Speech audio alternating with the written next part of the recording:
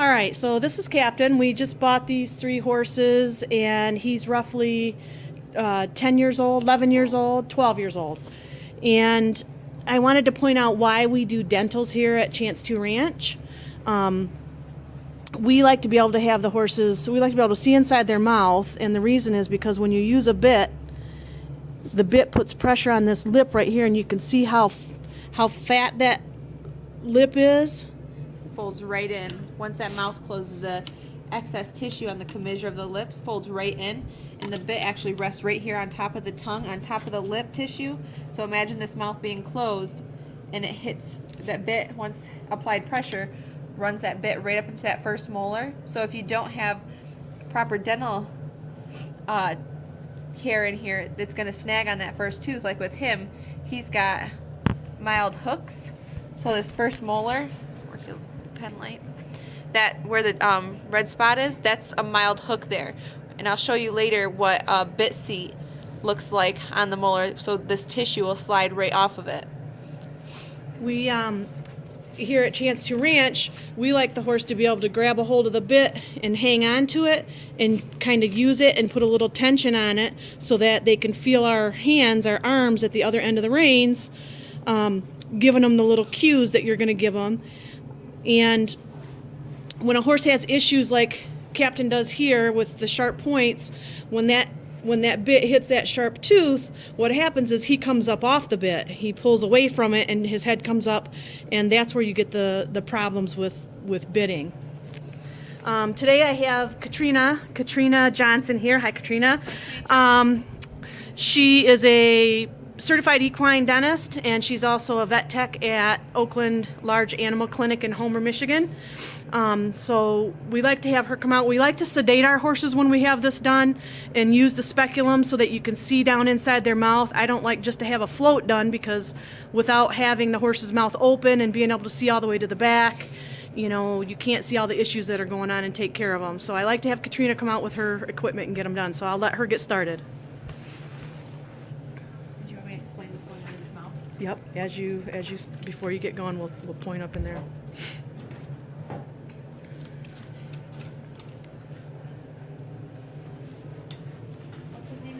Captain.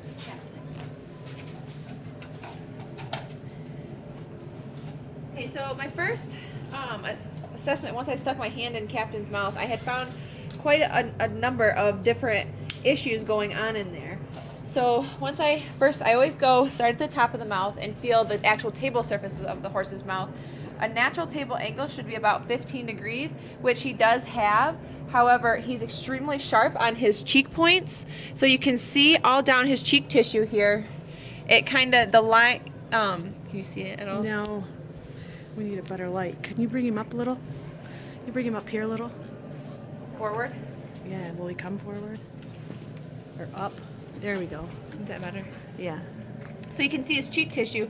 There. There's all sorts of lines, sores, and ulcers down towards more of the back of his mouth, near the last molar, the number 11, and the second to last molar, the number 10. And that's caused from the sharp cheek points and the sharp tongue points. So those are called your buccal and lingual points. And then also in the very back of his mouth on the number 1 quadrant, which is this quadrant here, the very last molar has a really sharp snag, a sharp hook on it,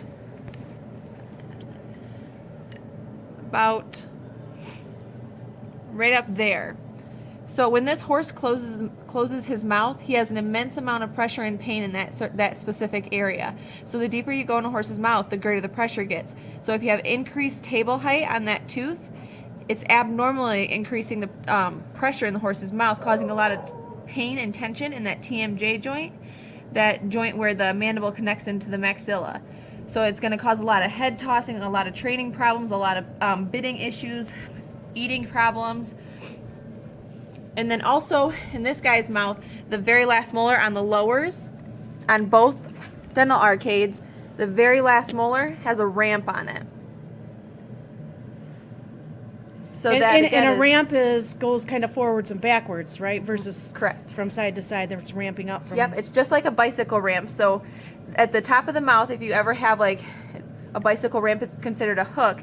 And in the back, on the lower dental arcades, it's considered a ramp. So that very last molar, you can see how it ramps right up. So again, that's increased table height, so that's going to increase the pressure in the back of the horse's mouth, causing pain and tension. Right.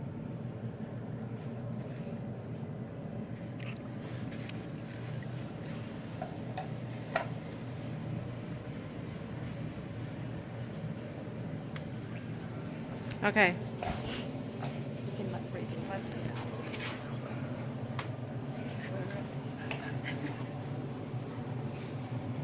So I always start in the back of the horse's mouth on the top and work my way forward and then down.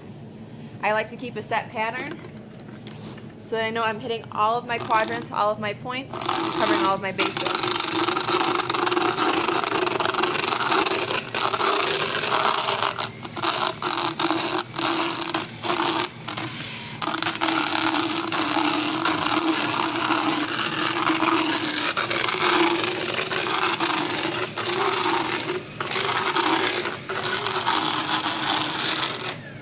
So I do a little bit of work and check the area I've been working on. And then address it some more if it needs, or move on to the next location. And right now I'm currently working on that lingual, that inside hook on the very last molar.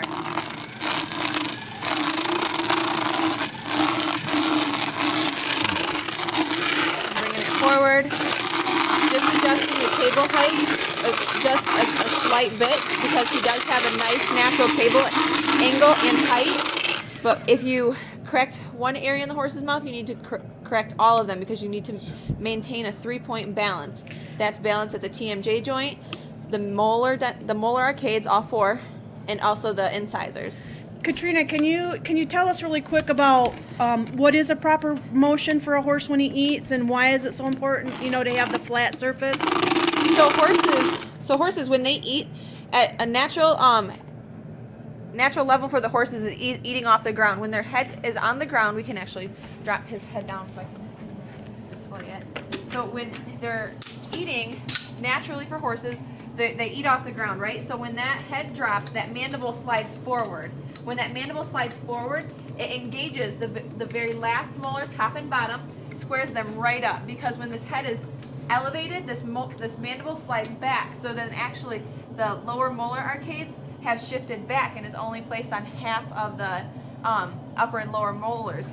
So that head needs to come down, that mandible slides forward, engages all 4 quadrants of that the upper and lower molars, and they actually can go up and down, side to side, and front to back. They need to actually do like a circular motion when chewing. That way they hit all of their points, all 4 quadrants on their dental arcade, and that's how horses out in the wild naturally maintain themselves. But because of the way we've domesticated them, feeding them up above the ground, we're feeding them softer forages, we're feeding them grains that they don't normally eat, that's like a self problem. We're creating those problems for them, and that's where the dental procedures come in. So when you have hooks and waves, things like that, the horse's teeth don't meet. Correct. And they can't eat properly. Correct. Once you start adding hooks, ramps, wave complexes, protuberancies, they're going to start compensating, because that's a painful abnormality in the horse's mouth. So they start compensating. Once they start compensating, they're not chewing properly, so then it causes more and more problems. It's just kind of like a snowball effect.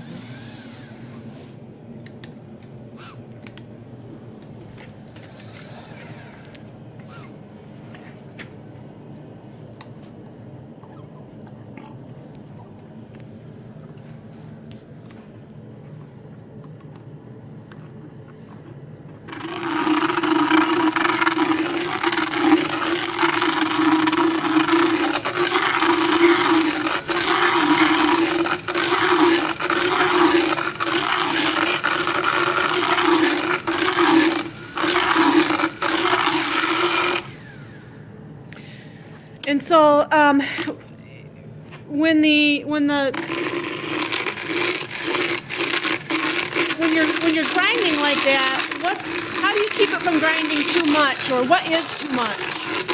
Well, I try to keep the horse's mouth as natural as possible. I don't try to adjust the horse's mouth to where everybody's the exact same. I don't have the exact same table height in each horse is an individual, so I like to keep their mouth as individual specific to them. So I'm just addressing the areas that are needed. So like that hook in the back, I'm maintaining his natural table angle because I believe that was good for him with that natural table height. So I do all my dental procedures by feel, and I never take more than is needed because I'm constantly working on an area, checking, working on an area and checking. I like to keep it as little removal as possible.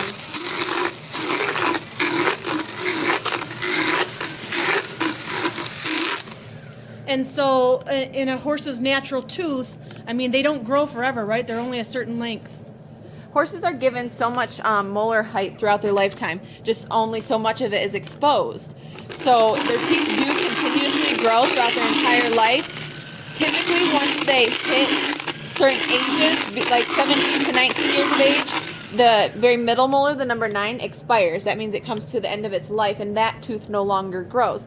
So once that very middle molar expires, so that's the very first one to come in, the very middle molar, then the second one to come in is that number 10, that second to last molar. The number 10 will then expire, and then the number 11, and then it comes to the front of the horse's mouth. Easy, Bubs. You're all right. And does the 6, 7, and 8. So once they expire, yes, they no longer grow, but those enamel folds, those enamel rings, will still produce sharp points and cause them problems. So even old horses need proper dental care because it's going to be sharp and painful for them. And it's probably more important to have it done all along. Exactly. And because those teeth will live longer for them, and you're going to end up having a longer living, healthy, happy horse.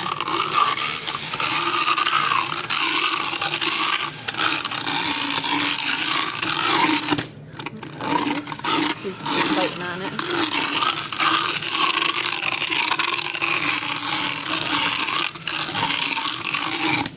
Let's.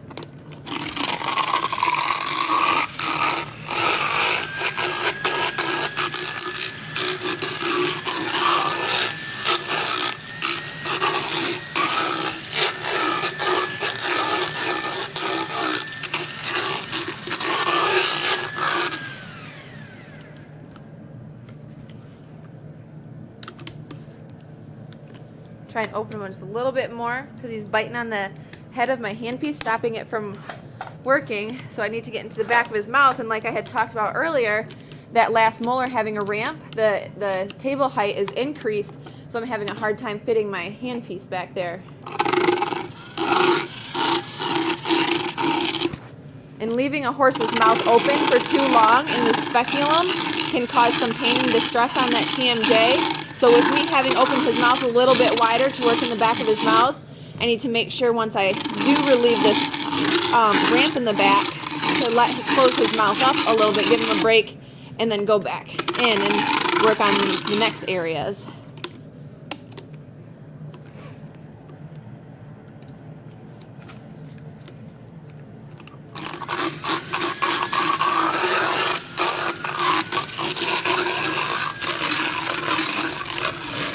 So even though we're addressing the teeth and trying to make sure we're maintaining healthy maintaining dental health, we need to also think about the other parts of the horses that's in distress during this time.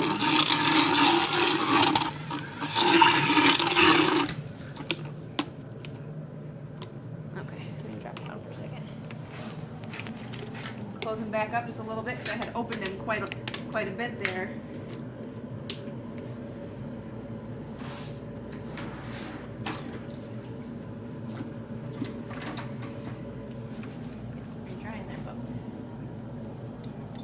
Back up.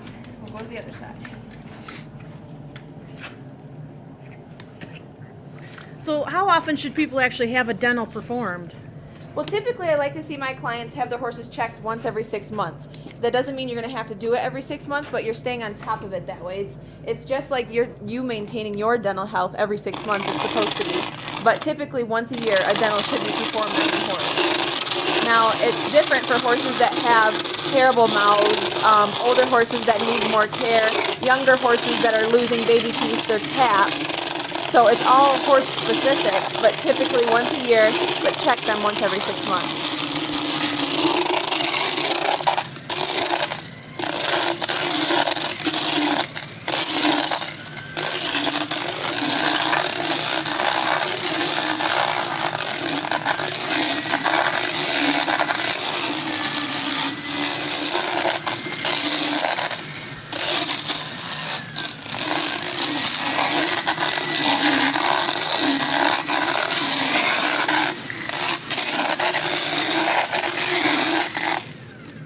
And I know from raising horses myself that, baby horses get their teeth in. But how long before they have their first set of adult teeth? Well, so baby horses are only born with so many teeth. So typically I like to start them when they're a year old, because they're starting to develop their adult teeth. They're number 9, they're number 8, and their 10s and 11s slowly are coming in. But baby horses' teeth come in as the root system, so they come in as sharp points. So as they're developing, their lower molars have 2 roots, and their upper molars have 3 roots. So as they're breaking through the gingival tissue and developing, they're coming in as those sharp points, as that root system. Now it's their job to self-maintain, and the way they masticate, the way they chew, they naturally break those down into nice flat surfaces. But like I had said earlier, with the way we've domesticated them, feeding them the softer grasses, the softer hay, and then feeding them grains, it's abnormally wearing their teeth, so it keeps those sharp points, it keeps those abnormal patterns.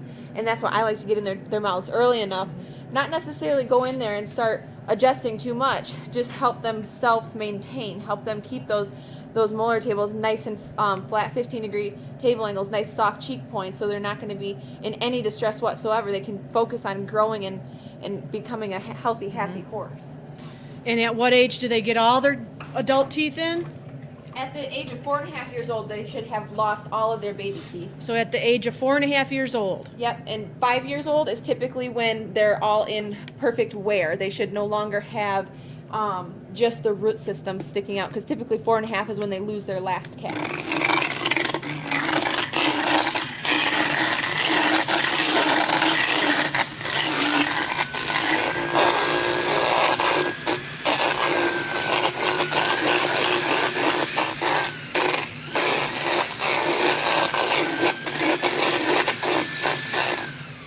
So at 3 years old, when we try to put a bit in a horse's mouth, what are some of the issues you've seen?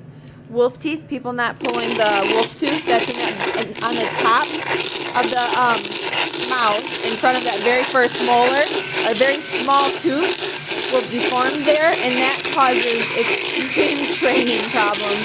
I've seen a lot of horses rear, flip over, head tossing, all sorts of issues, and a lot of horses will be junked because they think it's bad attitude, bad brain, basically, but it's not. There's a lot of pain that comes from that wolf tooth. Not only the wolf tooth, but then there's issues with them losing their caps. So babies will work on shedding their first set of caps at the age of 2.5. So that first molar will be shedding there, so that can be extremely painful, having those periodontal ligaments breaking and those sharp points of that baby tooth still poking into the gingival tissue, and then you have the interference of a bit in there at the same time. So that can cause a lot of pain and distress for the young horse while they're trying to learn the bitting process. Sharp cheek points, like I had said before. Retained caps. Yep, retained caps, and then the ATR, the way the molars are forming within the horse's mouth, they need to self-maintain, break those down, but again, the way we domesticated them, it's harder for them.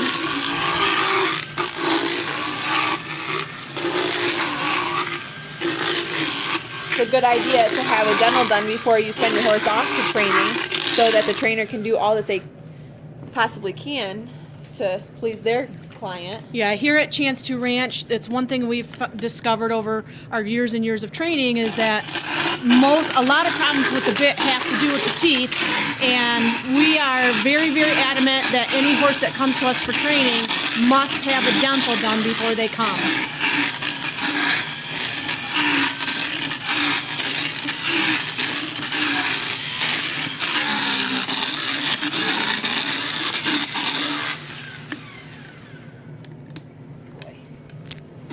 Drop them down, rinse them out, because you can see my hands have got quite a bit of dental film on them. So that's all in his mouth as well. So that soft tissue can become extremely irritated. It can become hot. It can get dried up in there. So I like to close them down, give that TMJ joint a break, give them a break mentally, and also rinse out their mouth and get it moist again.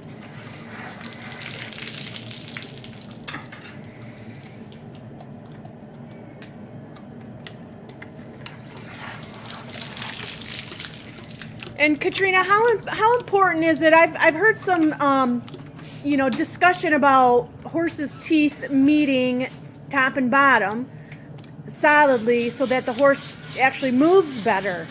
Their gait becomes better, because if their teeth are off, then I'm not sure what the link is, but there's some discussion that having the teeth have a nice table and a nice flat surface to meet is better. So that's kind of what I was talking about earlier with the 3-point balance. A horse's mouth is linked to their entire body. So if you have any abnormalities going on in their mouth as far as a wave complex protuberancy, the ATR, their mouth isn't going to meet appropriately. Those molars aren't going to have a nice occlusal surface-to-surface contact. So what happens is, if their mouth is even the slightest bit off in the molar arcade, it's going to start causing problems in the TMJ. Once there's problems in the TMJ, they're going to start compensating. It's going to cause pull problems. Once there's pull problems and they're continuing to compensate, they're going to fight the bit. They're going to fight bending and flexing, turning left and right, collecting. It's going to slowly move back into the neck, into the shoulders, into the front legs, along the back, down the hips, hind legs, so on and so forth. So really, the mouth having good dental health, having a proper dental prophylaxis, is going to help your training down the road immensely. Did that answer your question? Yeah. Okay. Yep. Holding this a little close so we can hear you good. So now that I am happy with all my table surface work, I'm going to go in there and reduce down the cheek and tongue points, the buccal and lingual points that I had showed you guys a little bit earlier. Can you point those out one more time, where you're going to be working at? So along the cheek tissue, on the sides of the molars, there's all these sharp points that are formed by the enamel folds. And those, over time, start getting into like spike type points and cause sores, ulcers. You can see the striations, the lines down the cheek tissue. That's caused from those sharp points on the cheek and tongue points. It can cause them to go off feed. It can cause them to have dental infections, oral infections, have a nasty odor from their mouth.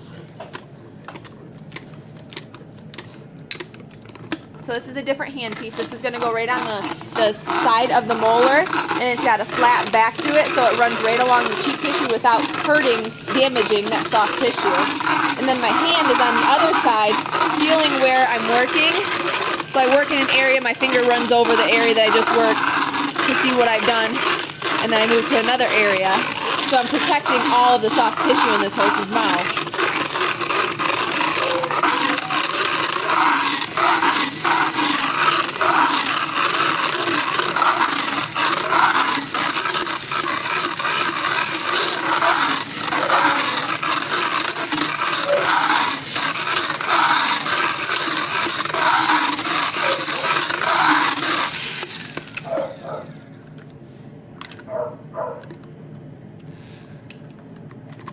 Now I've completed the top arcade on the number 1 quadrant. I'm going to go on the lower dental arcade. This is considered the number 4 quadrant. And on the lowers, you work on the inside. That's where the sharp points are developed. On the uppers, you work on the outside. That's where the sharp points are developed.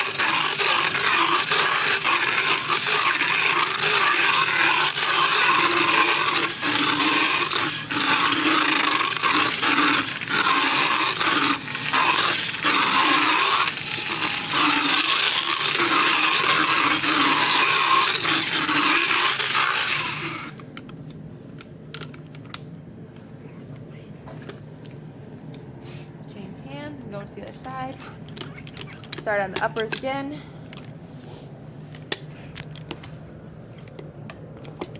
Upper on the outside. Oops, sorry. That's okay.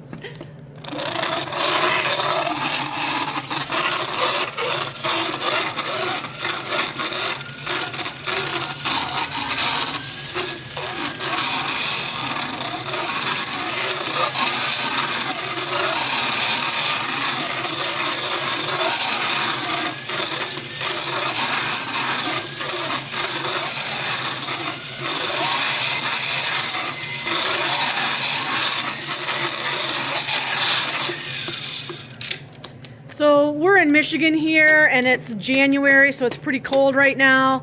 I know people are starting to think about riding. What month in the spring should they start getting their dentals done? Well, I think that depends on the dentist too, is when their busy time hits, because you definitely want to get it done in the spring. So a lot of times I try to recommend to clients that they get started as soon as February, because dentists typically book up quick. That's a hot season to be having the dental procedures done, because everyone wants their horse in tip-top shape for the show season, for the riding season period. So then you don't run into any bumps down the road that could cause training issues. And so you travel to people's houses, and as long as they have electric and water, you can get the dentals done. Yep, correct. I'm going to close them up, give them a rest.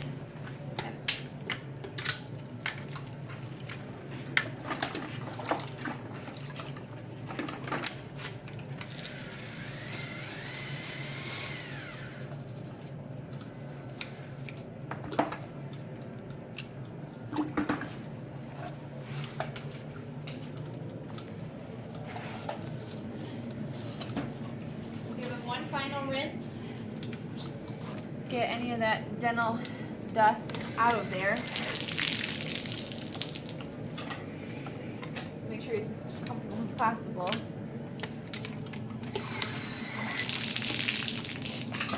And the last thing I do, take the speculum off, double check my work by checking to make sure that his occlusal surface, the surface-to-surface contact, is meeting properly, and also that there's no snags. So I place my hand behind the ramus bone right here, and my other hand on the bridge of his nose, and all I'm going to do is chuck that jaw forward, and if you can hear it, try and come on this side, because it's this side I'm working on.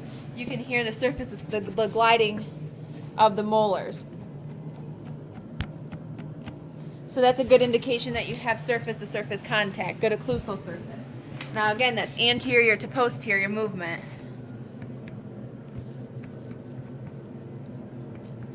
So then we'll go and make the horse's mandible move laterally. So what I do, place a hand down here on the front part of the mandible, the other one on the bridge of the nose, bring the head up and kind of tuck it in.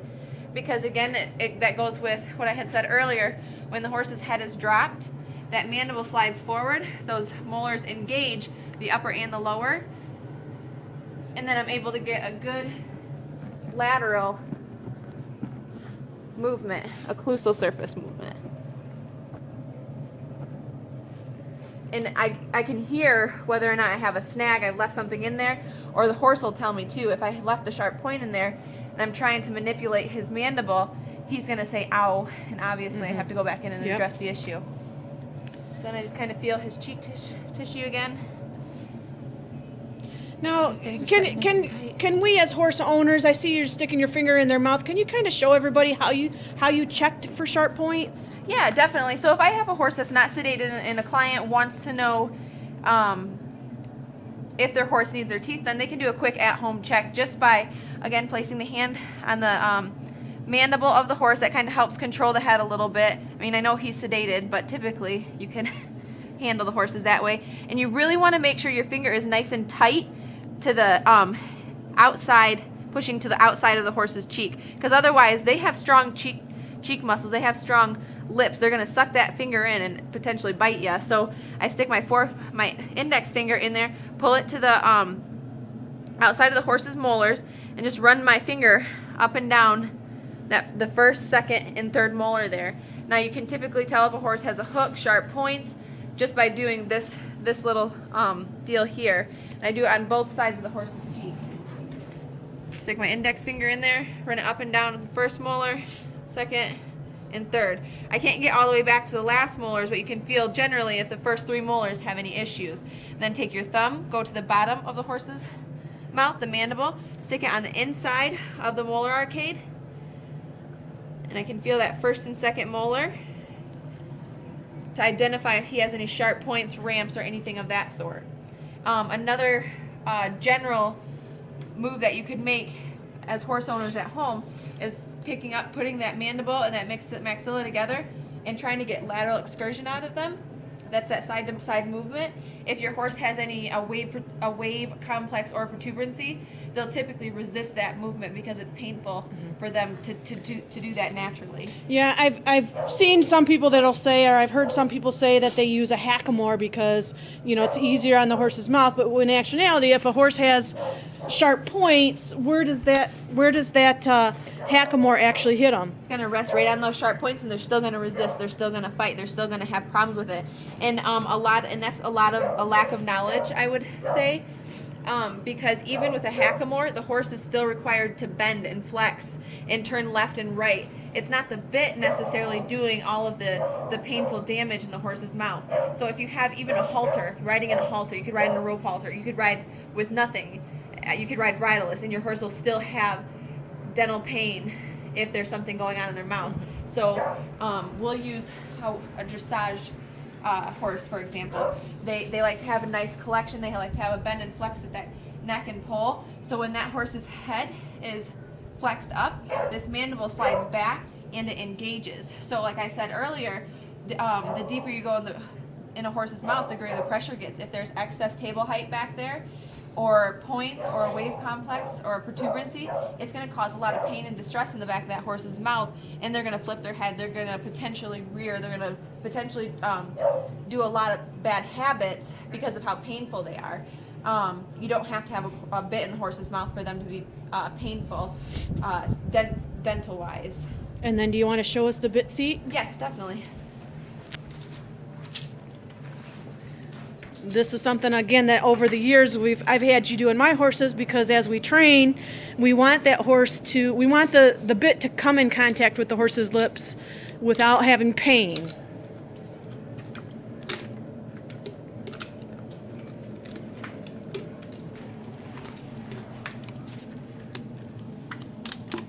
So in the beginning of the video, you were able to see that first molar had a mild hook on it. So what I do, and what I was taught down at school, is this very first molar, we make a nice round bit seat, is what it's called. And it just rounds the front of that molar to a half moon shape. You can see it over here as well. So when the bit is sitting in the horse's mouth and it is brought up in contact with that, it is typically general that cheek tissue will roll right out of the way because it has nothing to snag on there. That's a nice round smooth surface. So that bit is going to come in contact with the bars of the mouth instead of dragging that cheek tissue right up into the first molar there. Nice. Nice job. And then do we want to look at the whole? Yep. Now that it's all done, we'll look at the nice. See, nice table surface, the 15-degree table angle. The hook in the very last molar on the number 1 quadrant is completely reduced down. The cheek points and the tongue points are reduced down to where they're nice and smooth, not going to cause any striations, ulcers, sores, anything of that sort in the mouth. The ramps are no longer there, and the bit seats are in place on the number 6, all 4 number 6. So this one over here, and the lowers, because it's not just the top first molar that matters, it's also the lower first molar that matters as well. Nice. Great. Well, thanks for coming out today. We appreciate all your education. Thank you.